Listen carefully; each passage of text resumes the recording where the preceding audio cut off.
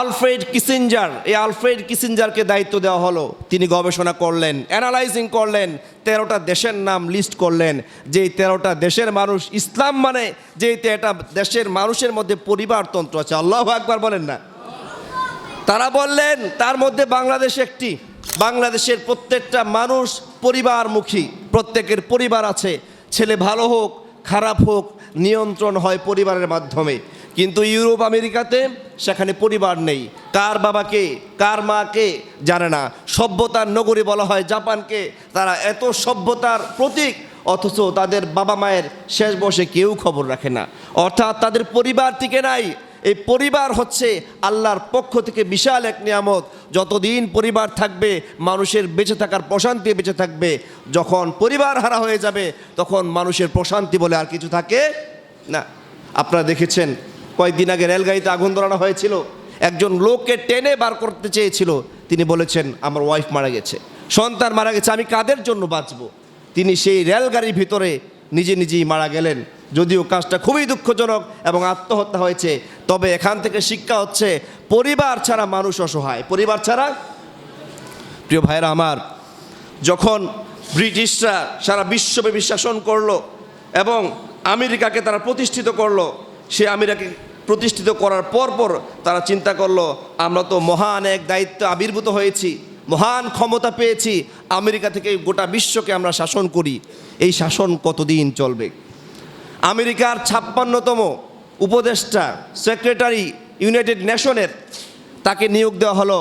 তুমি একটু চিন্তা করে দেখো আমেরিকার ক্ষমতা কতদিন টিকবে, অথবা আমেরিকার ক্ষমতা যদি চলে যায় তার পিছনে দায়ভার কারা, কাদের মাধ্যমে আমেরিকার ক্ষমতার পতন ঘটবে।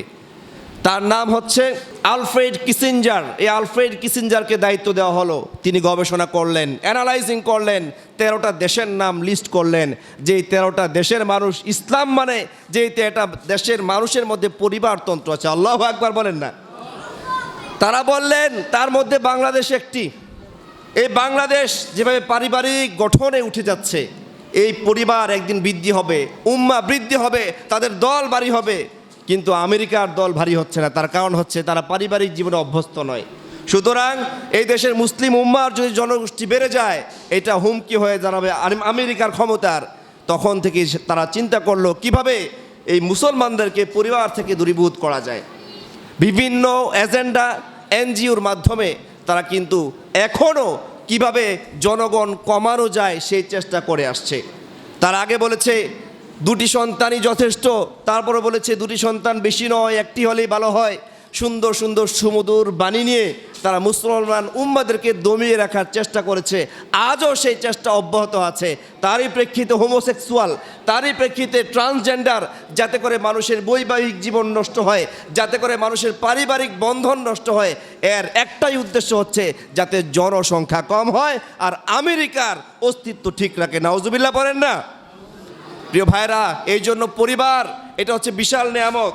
আল্লাহ তাআলা রব্বুল আলামিন আলে ইমরানের 14 নম্বর আয়াতে বলেছেন, যুইনা লিন-নাসি হুব্বুশ শাহাওয়াতি মিনান নিসাই ওয়াল বানুন। আল্লাহ তাআলা রব্বুল আলামিন বলেন, যুইনা লিন-নাস, আমি মানুষের জন্য সৌন্দর্যময় করে দিয়েছি, প্রশান্তিমূলক করে দিয়েছি। হুব্বুশ শাহাওয়াতি মিনান নিসা, নারীদের প্রতি ভালোবাসা, স্ত্রীর প্রতি ভালোবাসা, সন্তানের প্রতি ভালোবাসা, এটা একটা ভালোবাসার জায়গা। প্রিয় ভাইরা আমার, আজকে যে সন্তানের জন্য আপনি দিনের পর দিন কষ্ট করে যাচ্ছেন, মাথার ঘাম পায়ে ফেলে রোজগার করে সন্তানের মুখে হাসি ফোটাতে যাচ্ছেন, এই প্রিয় সন্তান দুনিয়াতে যদি আপন থাকে, কিয়ামতের ময়দানে যদি আপনাকে দেখে পালায়,